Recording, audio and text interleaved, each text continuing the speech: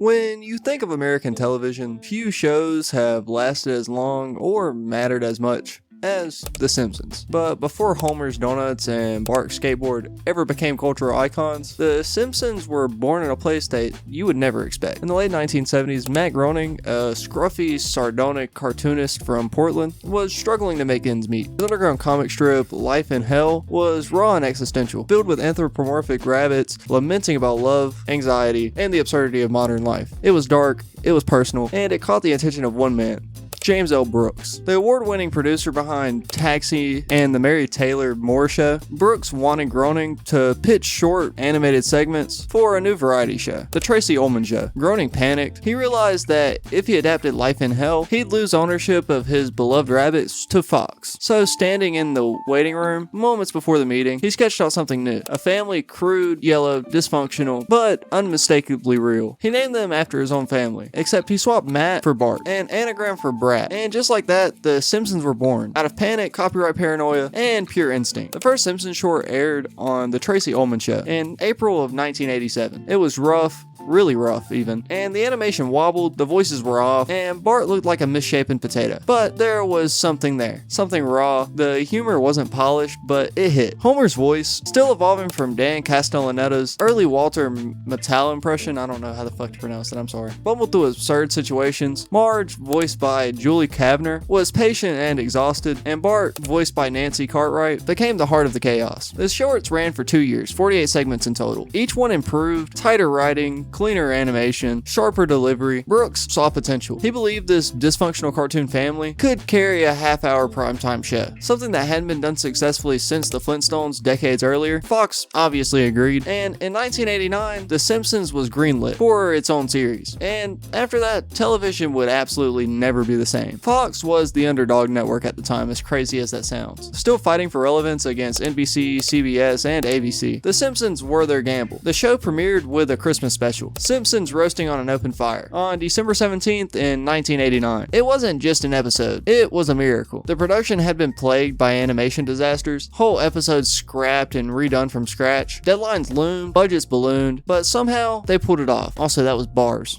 I'm a poet and I ain't even know it type shit, you know what I'm saying? The story was simple. A working class dad broke during Christmas, trying to give his family something meaningful. It was funny, but it was also real. It hit an emotional note that most cartoons never dared to touch. The episode drew over 13 million viewers. Critics praised it for its humor and its heart, and Fox saw gold. The Simpsons weren't just a hit, they were a revolution. By the time season 1 hit full swing, America was absolutely obsessed. Bartmania exploded. Kids quoted lines like "Eat my shorts." Schools banned Simpsons t-shirts, similar to the South Park shit that happened previously in another video. You should check that out. If I can find out how to do iCards, I'll put one in the iCard. I don't know if I can figure out how to do that though, I'm a little bit dumb. Politicians condemned Bart as a symbol of youth rebellion, and that only made him cooler. The Simpsons were absolutely everywhere, from breakfast cereal to video games. The single "Do the Bartman" hit #1 in multiple countries. Time magazine called it the decade's defining cartoon, but behind the scenes, tension started brewing. The show's creators, Groening, Brooks, and the writing producer Sam Simon, were building something groundbreaking, but also volatile. Simon, the series' first showrunner, wanted complex satire and strong character writing, and Fox wanted authenticity and weirdness. The result was a perfect storm. Creative friction that fueled innovation. The early season focused on family, small stories, and grounded humor. Homer wasn't yet the over-the-top buffoon he'd later become. He was just a struggling dad, trying to just make ends meet. Marge was the moral center, Lisa was the conscience, Bart was the spark. The animation obviously improved, the stories deepened, and the writing, led by some of the best comedy minds in the business, became sharper every week. Writers like John Swartzwelder, John Vitti, George Meyer, and Conan O'Brien helped define the show's rhythm. Smart, absurd, and subversive. All at once, the show's satirical range expanded, targeting politics, media, religion, and the American dream itself. Not Dusty Rhodes, though. It wasn't just making fun of America, it was analyzing it. By season 2, The Simpsons weren't just popular, they were essential. What set The Simpsons apart wasn't just the jokes. jokes. It was the heart. For every gag about Moe's bar or Krusty the Clown, there was moments of real emotional truth. Homer trying to bond with Bart, or Lisa questioning her place in the world. The show's balance of humor and somewhat sincerity became its signature, a blend no other cartoon had managed to sustain at that level. The critics started noticing. The show won multiple Emmys, and by 1991, it dethroned The Cosby Show in ratings, something no one at the time really thought was possible. Fox had gone from a network full of reruns to the home of television's most influential family, but success came with tension. Sam Simon, who had built the show's structure and assembled the iconic writing team, clashed with Groening and Brooks over creative control. Simon wanted more realism and satire. Groening wanted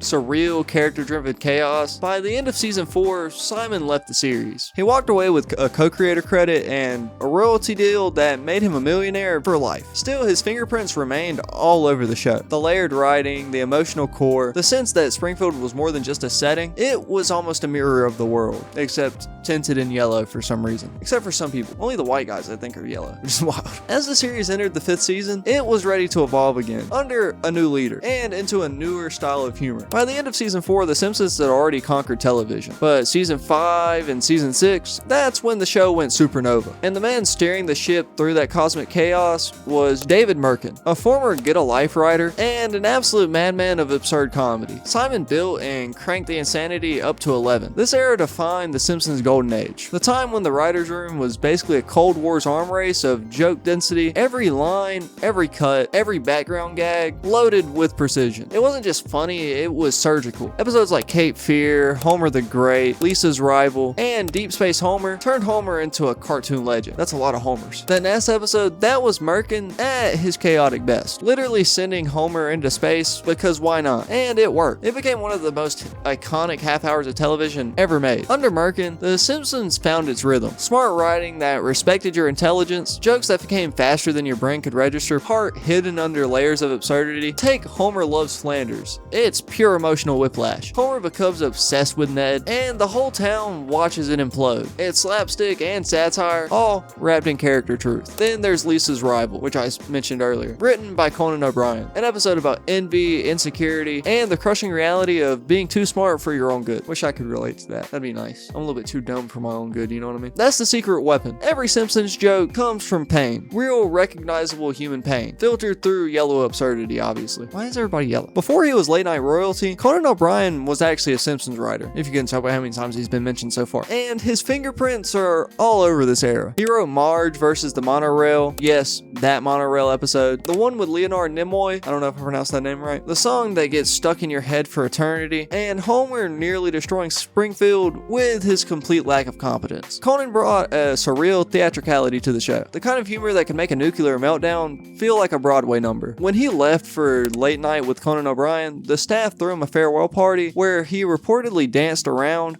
screaming, "I'm leaving the best job in the world." And yeah, he was kind of right. Because imagine how cool it would be to be a Simpsons writer, bro. I'm sure it's stressful as shit. Don't get it twisted, but it'd be cool. I'm sure being in any type of like shit like that would be stressful. Just making these videos is stressful. And I don't even have any stress to do it. It's not like anybody's expecting them to come out. You know what I mean? Each character crystallized during this era. Lisa became the show's moral compass. Not a killjoy, but the soul of Springfield. Bart evolved from rebel child to comedic instigator. Always chasing chaos, but never malice. Sometimes malice. And Homer just became Homer. Lovable, idiotic, selfish, and sometimes shockingly wise. His stupidity became almost poetic. Trying is the first step toward failure. Just because I don't care doesn't mean I don't understand. Philosophy by a man who can't pronounce nuclear. That balance of stupidity and brilliance made the Merkin era timeless. The Simpsons writers' room in the 90s was like an intellectual demolition derby. Writers like Greg Daniels, George Meyer, John Vitti, Mike Reese, and David Cohen were weaponized funny. They'd fight over jokes like philosophers debating the meaning of life, and then throw in a clown car explosion just to prove that they could. There were rules, unwritten ones. Every episode had to tell a story. No anything goes randomness, but within that story, pure chaos was allowed. Encouraged even. And the show thrived because of it. By 1994, The Simpsons weren't just a show. They were a cultural institution. Time magazine called it the best TV show of the 20th century. Even critics who had dismissed it early on came crawling back. Guest stars Stars lined up: Dustin Hoffman, Michael Jackson, uncredited, Leonard Nimoy, Elizabeth Taylor, and much more. Every celebrity wanted to be immortalized in Springfield. Merchandise was everywhere: lunchboxes, action figures, posters, sneakers, even Butterfingers ads, which makes sense because Butterfingers be in yellow packages and they be yellow. Adds up. You could not escape The Simpsons, and nobody really wanted to. It wasn't just pop culture, it was culture in general. By the end of season 6, Merkin and the team decided to try something wild: a murder mystery. Mr. Burns, the evil billionaire overlord of Springfield, he got shot. That's right, bang, straight to the I don't remember where he got shot. Nobody knew who did it, and it was an absolute event on TV at the time. The first animated primetime cliffhanger in history. I think that could be wrong though. I could be over exaggerating, could be a hyperbole. When the answer was finally revealed, spoiler alert, it was Maggie, which obviously it was Maggie. What'd y'all expect? Expect it to be something normal? Fuck no. The reaction was pure chaos. It was absurd, shocking, and completely in character. And it solidified The Simpsons as the smartest show on television, even when it was dumb as shit. Having the baby kill him is funny as shit. I don't care.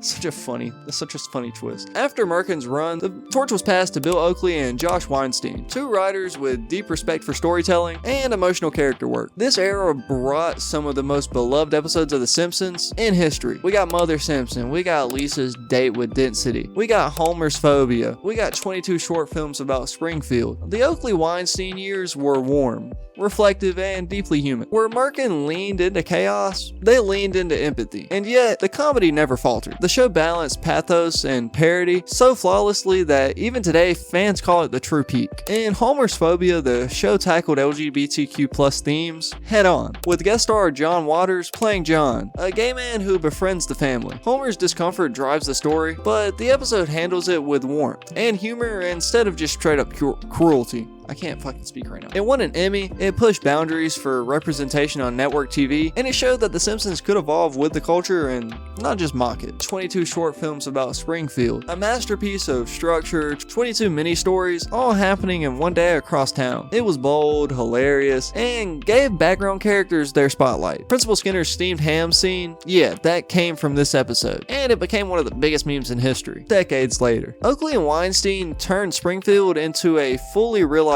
community. Every episode felt lived in, not just gags, but stories about small town life, loneliness, ambition, and failure. It was art disguised as a sitcom, and for 2 seasons they held the show at its emotional apex. But time was shifting, the writers were burning out, and television was changing. By 1997, Oakley and Weinstein left, closing the book on what many call the golden age of The Simpsons. Alright, so the Oakley and Weinstein era ends. Emotional, grounded, beautiful, and then comes Mike Scully. Now, Mike Scully's not a bad writer. He's written for The Simpsons since the early 90s. He's a funny dude. He's really funny even. But his era, it's like the show went from jazz to death metal like overnight. Suddenly, Homer wasn't a lovable idiot anymore. He's a psychopath with a mortgage. He strangles people, he gets shot out of cannons, he becomes a boxer, a missionary, a rock star, sometimes all in one season. The realism was gone. The heart somewhere under a pile of duff cans and broken continuity. But here's the thing, it's still funny, and it's still good. I like The Simpsons in general. It's just a different kind of funny. More like watching a man throw himself down a flight of stairs and yell woohoo on purpose. Fans call this period jerk-ass Homer. And honestly, yeah, that's pretty fair. He's no longer dumb with a heart of gold. He's just dumb with an attitude problem. He's meaner, louder, dumber. He's like if the old Homer drunk the Forbidden Fourth Loco and decided to ruin his own show. But it wasn't just Homer. The tone entirely shifted. Episodes became wilder, faster, more cartoonish. One week Homer was in space, next week he's hanging with Mel Gibson, and the week after that he's trying to kill Flanders with a shotgun. It was absolutely absurd, but it was also pure entertainment. The writers leaned into the big, dumb spectacles, and some of it still slaps to this day. The Scully era was peak cartoon logic. Remember the Cartridge Family? Homer buying a gun and just joining the NRA? That episode managed to be both completely ridiculous and a razor-sharp political commentary. That's what makes Scully's run so weirdly good. The chaos sometimes hides brilliance, or behind the laughter, a fake VH1 behind the music special about the family. It broke the fourth wall so hard it's still one of the smartest Simpsons episodes ever written. Scully didn't care about continuity, he cared about laughs. He wanted each episode to be a standalone explosion of stupid genius. And while purists were screaming the show's dead, millions of people were still tuning in every Sunday, popcorn in hand, and loving every second of it. By 1998, the show was run like a well-oiled chaos machine. Writers like George Meyer, John Swartzwelder, Al Jean, and Mike Reiss were still around, but burnout was real. They'd been writing The Simpsons for nearly a decade. Some left, new New voices came in, like Tim Long, Mike Selman, Donna Gold. Each brought a new flavor, but the overall taste was different. The show had gone from family satire to cartoon anarchy. You can feel it in episodes like Homer Simpson in Kidney Trouble. It's so over the top, it's like a fever dream. And that was kind of the point. Even Matt Groening said in interviews that the show started taking bigger swings. And while not all of them may have hit, it kept The Simpsons unpredictable. By the late 90s, The Simpsons were pop culture royalty, so naturally that they leaned into it hard. Every episode had celebrity cameos. Some worked, like Stephen Hawking, the absolute legend. There were full episodes parodying Fight Club, Titanic, Lord of the Rings. You name it, Springfield probably mocked it. It was smart comedy wrapped in cartoon slapstick. But the critics started to turn. They said The Simpsons had lost its edge, that it was becoming what it used to parody. And to be fair, yeah, you can't keep up the golden age energy forever. You either evolve or you implode. Let's talk about Saddlesore Galactica. Yes, the one where the family adopts a horse. Again. And then the horse starts racing. And then there are elves. Actual elves. Fans still bring this up as the jump the shark moment, but here's the secret. The Simpsons have jumped the shark fucking 100 times. At least, minimum. And they kept landing the trick. Because when it was dumb, it was funny. The show became meta before meta was cool. Episodes like the Treehouse of Horror episodes were filled with fourth wall breaks, self-deprecation, and jokes about the show itself. Scully knew people were calling it worse, so he just leaned into it. The Simpsons became aware that it was fading, and made jokes about it fading. And that was pretty bold, I'm gonna be honest with you. It worked, but it was bold. And Homer to the max, Homer finds out a fictional TV show character shares his name, and he gets humiliated when that character becomes a joke. Sound familiar? It's the writers admitting the audience was turning on Homer, and they knew it. It's The Simpsons dissecting its own cultural decay in real time. Even when people thought it was bad, the show was still brilliantly self-aware. By 2001, after nearly 4 years as a showrunner, Mike Scully stepped down. And while his time was divisive, it left fingerprints all over the series. Without Scully's wild cartoon energy, the show wouldn't have to survive the millennium. It kept The Simpsons relevant when other 90s shows were just straight up disappearing. Seinfeld was gone, Friends was ending, but The Simpsons was still kicking. Even at its weirdest, it was unstoppable. Here's the truth. The Simpsons has always been a reflection of its writers. Merkin's absurd brilliance, Oakley and Weinstein's heart, Scully's chaos. Each era had its own flavor. And the Scully era, for all of its insanity, kept the show alive for long enough to see the next wave. Because coming next is the era of Al Jean, a man determined to keep The Simpsons alive forever. The new millennium, Y2K didn't destroy the world, but it did destroy the idea that The Simpsons would ever end. Enter Al Jean, a writer who had been there since the start. He was actually a part of the season 1 crew. He helped define what The Simpsons was. And now, after years away, he came back. Not just to write a few episodes, but to take the wheel and never let it go. If The Simpsons had soul, Al Jean was the priest guarding it. He took over as showrunner in season 13, and plot twist, he hasn't given it up since. Over 20 years later, he's still there. Still running Springfield like a yellow Vatican. By the early 2000s, The Simpsons had done it all. Every story, every joke, every trope was done. So now the question was, what's left? Al Jean's answer was to keep doing everything. Do it again, do it smarter, do it louder. The show went through what fans call its zombie era. Episodes became slicker, more polished, and more self-referential. I couldn't say that. I can't speak. It wasn't trying to be groundbreaking anymore. It was trying to be immortal. And it worked. Sure, critics said it's not as good as season 4, but what show is? Meanwhile, The Simpsons kept airing every Sunday like church, except the sermons were about Krusty and Moe. By 2009, technology caught up. The Simpsons, once drawn on film, were now fully digital. Season 20 marked the HD transition. Widescreen, cleaner animation, and a brand new opening sequence. The chalkboard gag was still there, the cough gag was still there, but Springfield had never looked so sharp. You could practically count the sprinkles on Homer's donut. Actually, you probably could count it, but I'm not gonna sit here and do it. You can though. The HD era also meant faster production and bigger ideas. Couch gags became mini films, collaborations with Banksy, Rick and Morty, Robot Chicken, and Guillermo del Toro. Each one a reminder that The Simpsons wasn't just a show. It was a cultural monument. We have to talk about The Simpsons movie. July 27th, 2007. Fans had been waiting for it since the early 90s, and when it dropped, it hit. 4 years of production, over 150 drafts, hundreds of jokes written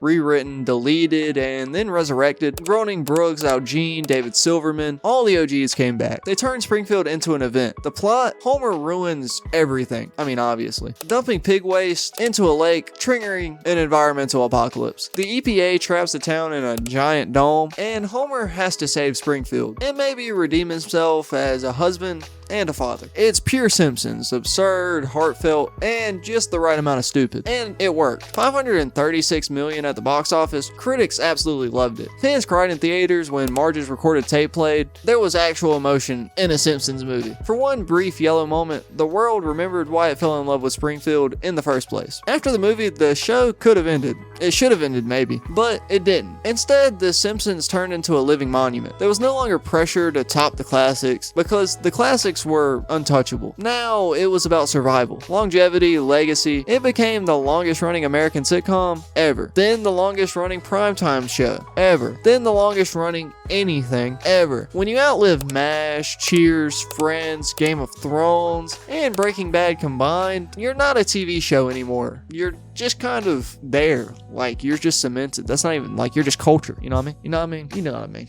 You know what I'm saying. Once the movie hit, The Simpsons leaned hard into the meta. Crossover with Family Guy? Sure. Crossover with Futurama? Absolutely. Lego episode? Why the fuck not? The writers realized the show was beyond logic, so they turned into a pop culture infinity mirror. A show that knows it's a show that knows it's a show. Whole episodes became homages to Breaking Bad, Game of Thrones, Stranger Things. The Treehouse of Horror episodes became showcases of animation parody, more experimental than ever before. And even after 30 years, they still found ways to innovate. VR shorts, Disney Plus exclusives, 3D couch gags, meta episodes about The Simpsons existing as media within their own universe. It was insane, but it's The Simpsons. By the 2010s, the cast themselves were American royalty. Dan Castellaneta, Julie Kavner, Nancy Cartwright, Yardley Smith, Hank Azaria, Harry Shearer. These weren't just voice actors, they were icons. Each episode took 9 months to produce, and each actor was paid nearly $500,000 per season by the 2010s. Negotiations got intense. At one point, Fox even threatened to end the show over salary disputes. But the cast stood strong. They had built these voices, these people.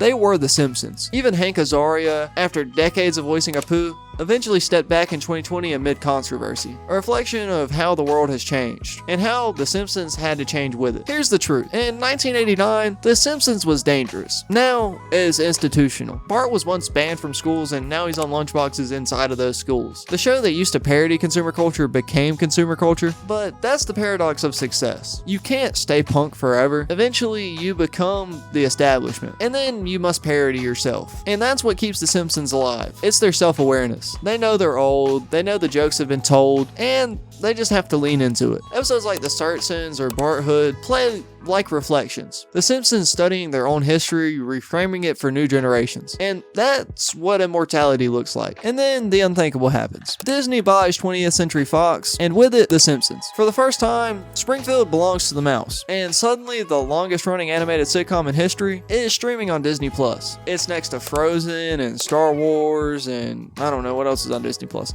The opening logo changes, the future shifts, and now Homer Simpson is technically a Disney prince. It's absurd, it's poetic, it's the final sign that The Simpsons have transcended television. They're not just a show, they're a corporate pillar of nostalgia, one that somehow miraculously still produces new episodes every single week. By the 2020s, the writer's room was completely different. New voices, new perspectives, and a focus on keeping the world of Springfield relevant. Episodes began addressing topics like climate change, social media identity, politics, but still with the classic yellow absurdity. Season 34 aired in 2022, season 35 in 2023, and they're working on season 36 and 37 now as we speak. That's not a TV show anymore. That's a human achievement. People who were born after the show started had kids, who now watch The Simpsons. That's generational television at its finest. The Simpsons isn't just TV, it's American history in animation. It started as scrappy punk satire and became a mirror for every decade of culture that followed after it. 1989 was rebellion, 1994 was perfection, 2000 was absurdity, 2010 was nostalgia, and 2020 is survival. And through it all, the same faces, the same couch, and the same dough. If you think about it, The Simpsons is one continuous 35-year-long episode. The intro never changes much, the jokes loop back, the world resets. Every Sunday night, the family sits on the couch, and we do too. The Simpsons aren't aging. but we are. And that's the magic. They outlive trends, politics, shows, even their own network. And yet, here they are. Still yellow, still dysfunctional, and still America's first family. The Simpsons were never just a cartoon. They were our cartoon. Our chaos, our commentary, our comfort. From a crude drawing on the Tracy Ullman Show to a billion-dollar empire on Disney+. They've seen every single age of television come and go, and somehow they're still here, still laughing, still mocking us, still making us feel like Springfield's just one channel away. And so yeah, that's the history of The Simpsons. If you enjoyed, like, comment, share. If I missed anything or you want to see anything in specific, like a video, comment below. And yeah, peace.